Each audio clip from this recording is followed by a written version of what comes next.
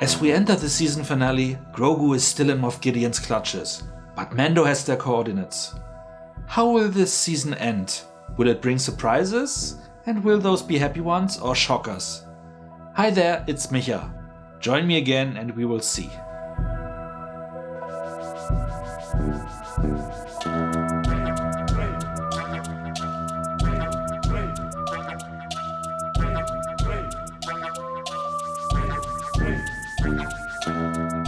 I just watched chapter 16, The Rescue, and the title already took away a lot of my attention. Let me share my thoughts with you on how the writers and producers tied all threads together for this final chapter and season 2. Additional insights, as always, will be provided by Neal, my friend and Star Wars superfan, who deep dove into the Star Wars extended universe growing up. Neal is also the composer of our music in this review video series. Thanks again! Make sure to stay tuned till the end to find out the answer to last video's quiz question and to hear the new one. Wait, will there be a new one? We'll see. Are you ready? Well, let's jump back in one last time this year.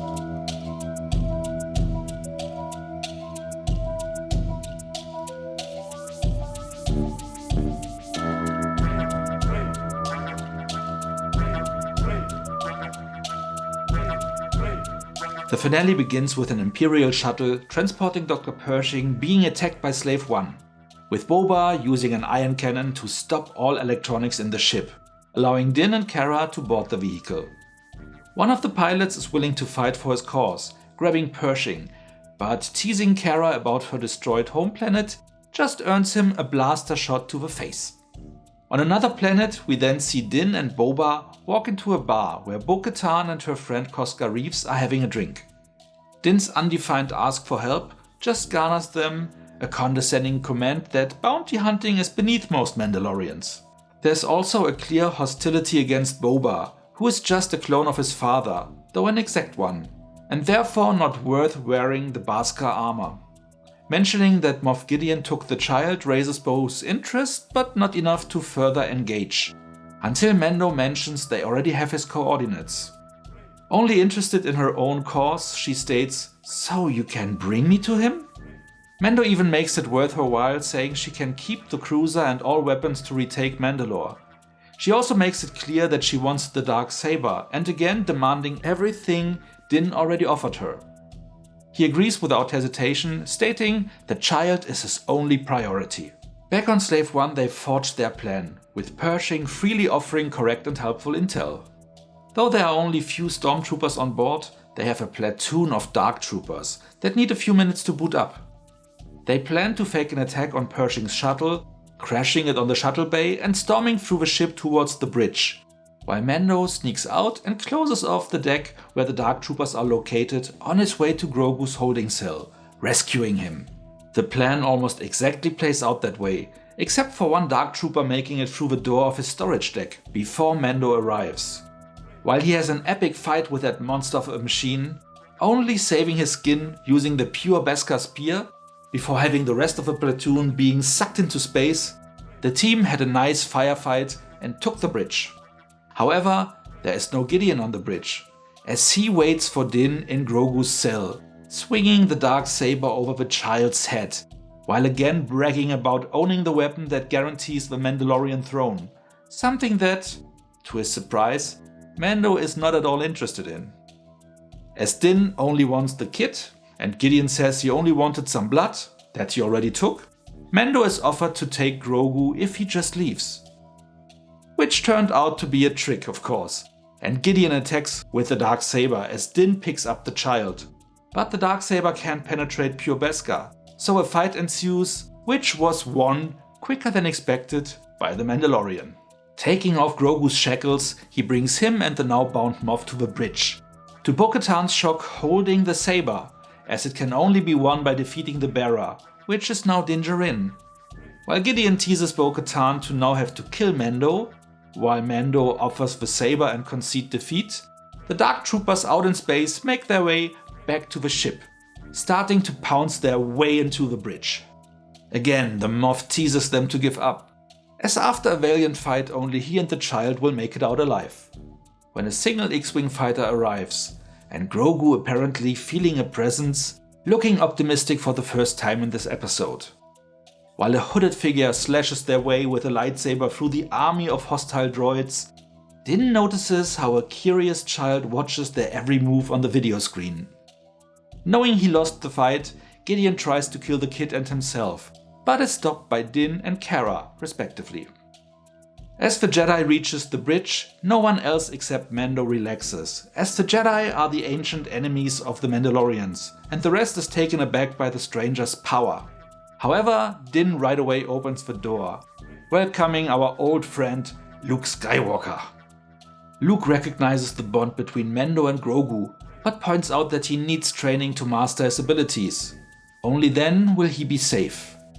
He promises to protect the kid with his life. Din tells Grogu to go with Luke, as he is his kind and he belongs with him, but also promises that they will see each other again. As Grogu reaches out to his helmet, Din takes it off and lets the kid see him, and being the first person since he was a child to touch his face. Both smile sadly as Mando tells the kid to not be afraid, yet still Grogu holds on to Din's leg. When a happily beeping R2-D2 arrives, capturing the kid's interest enough to let go. Luke wishes Din a friendly "May the Force be with you" and slowly leaves, with Mando and Grogu looking at each other until they vanish from sight. The last glimpse of Grogu shows us that he grabs onto Luke's hand, starting to bond, not replacing Din, but accepting his new, hopefully just temporary, protector. For the first time, we also get a post-credits sequence, where we see Fennec and Boba back on Tatooine, entering Jabba the Hutt's den, with Fett killing Bib Fortuna, who resides at the throne, just to take the seat himself, and having Fennec happily taking the place right on his side. And we read on screen, "The Book of Boba Fett," streaming December 2021. Okay, to be honest, this is a tough one for me to rate, as it was on one hand an emotional roller coaster with more than one tear crossing my face, for good and sad reasons, but maybe also consequent and necessary. On the other hand, I'm not sure how I feel about the implications the end provides for us. But, as mentioned before, it would be unfair to judge the show for something that might happen before it does, so I will ignore those things for the rating, but will highlight them afterwards. I will rate this episode with 9 out of 10 points again, as there were some things that kept it from reaching more.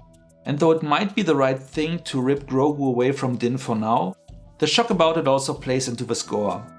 And after a quick look at Neal's notes, he seems to see it in a similar fashion, also scoring it 9 out of 10 points. Alignment. Let's start with the obvious. Is this the end of a book of Mando and Grogu? The post-credits scene implies that the third season, which is scheduled for December 2021, will be a new story, featuring in Boba Fett another Mandalorian, though not by birth.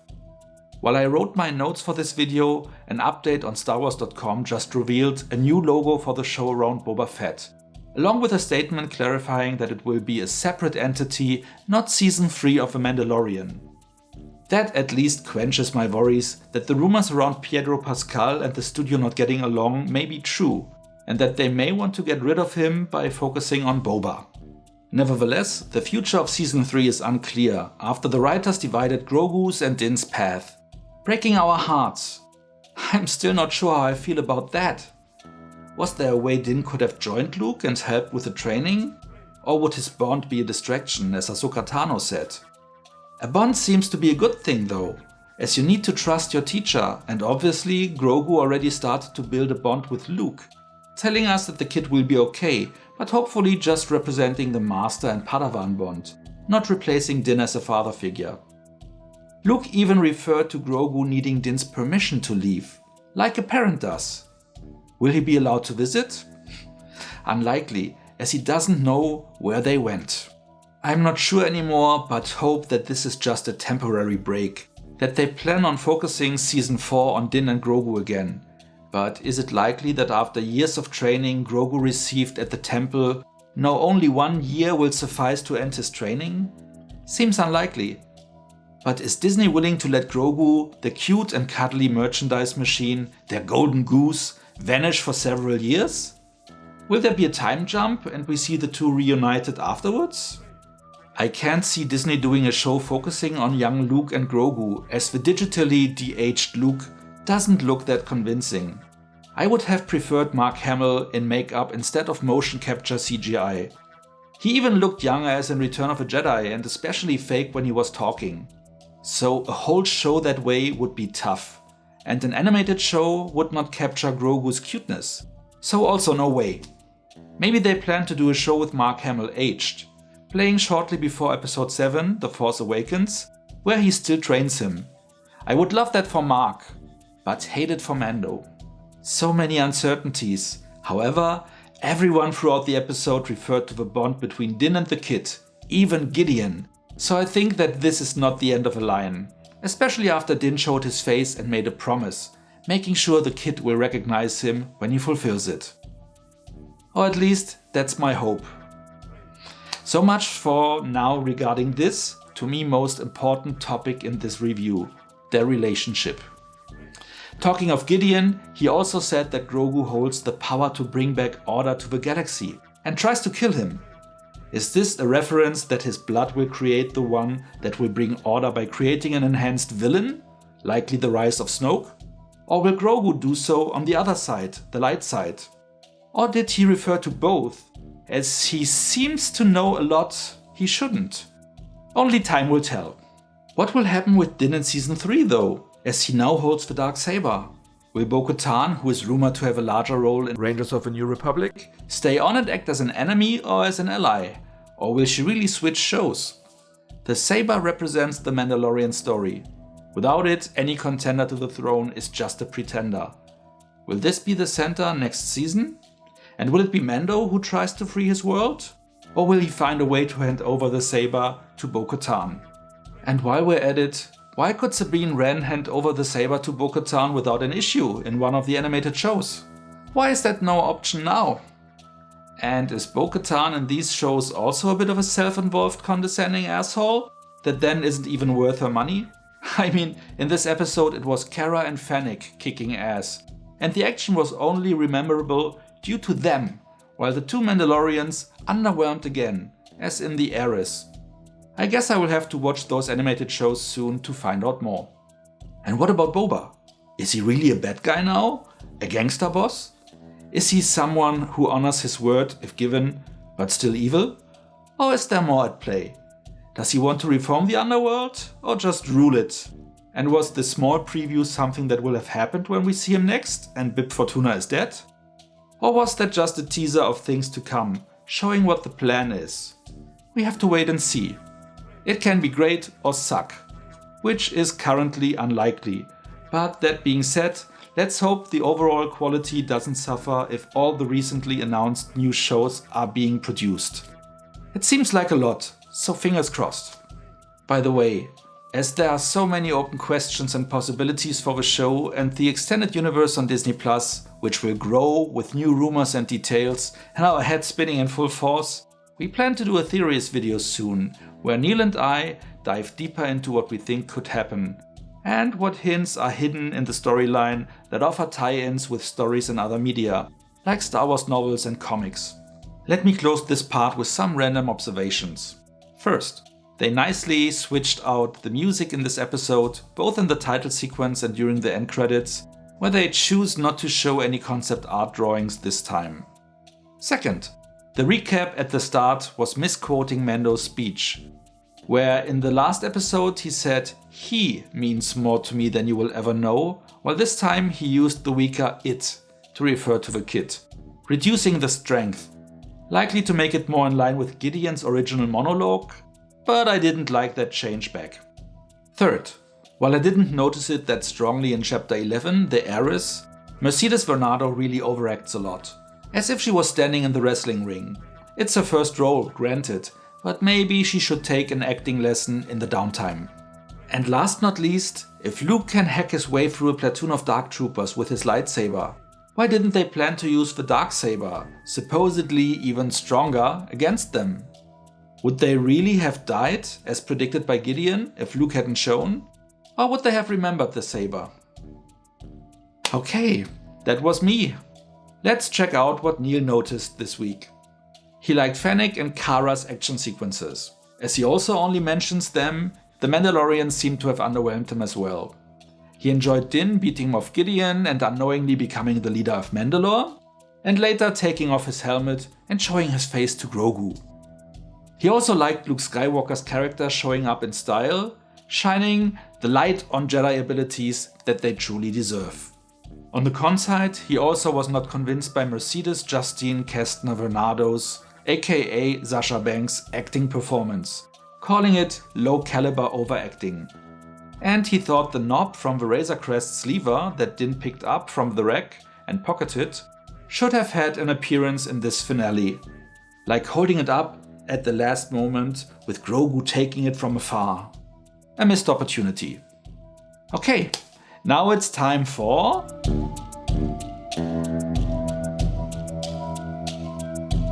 Boba Fett's voice.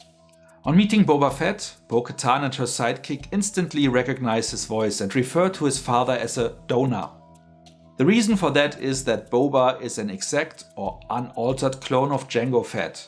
Not only that, but all the clones in the Clone Wars were altered clones of Jango Fett, giving them all the same voice, making it instantly recognizable to Bo-Katan.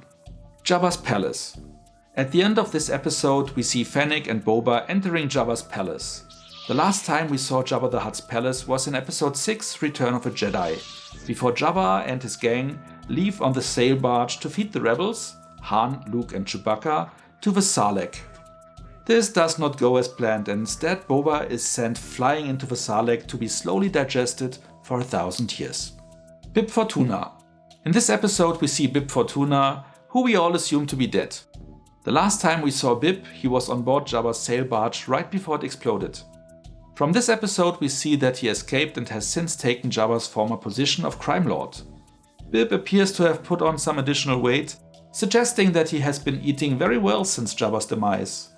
Bib was a male Twi'lek who served as Jabba the Hutt's mayordomo and chief of staff for decades, handling the day-to-day operations at Jabba's palace.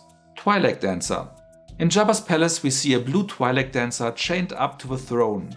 This is a nod to the green Twi'lek dancer that was chained to Jabba's throne in episode 6, Return of a Jedi. Rancor Pit. In Jabba's palace we see the Rancor Pit trapdoor in front of the throne. Jabba used this trapdoor to feed anyone who defied him to the Rancor beast. He used this on Luke Skywalker when Luke attempted to save Han Solo.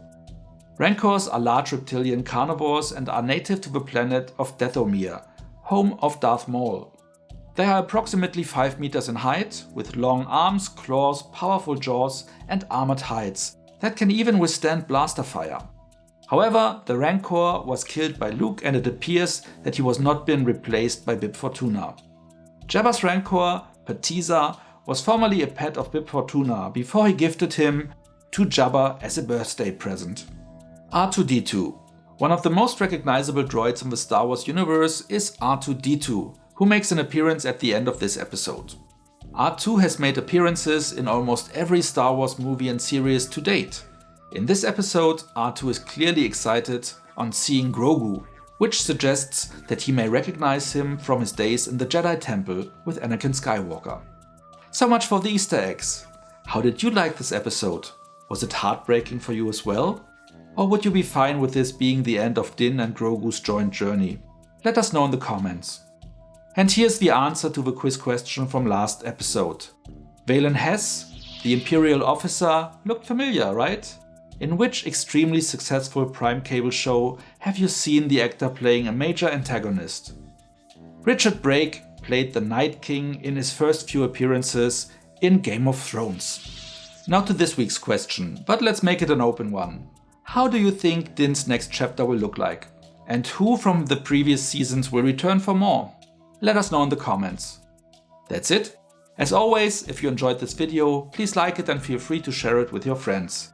And why not subscribe to my channel so you won't miss any future video. Make sure to also hit the notification bell so you get a heads up whenever a new video is posted. So much for now, see you next time and thanks for watching!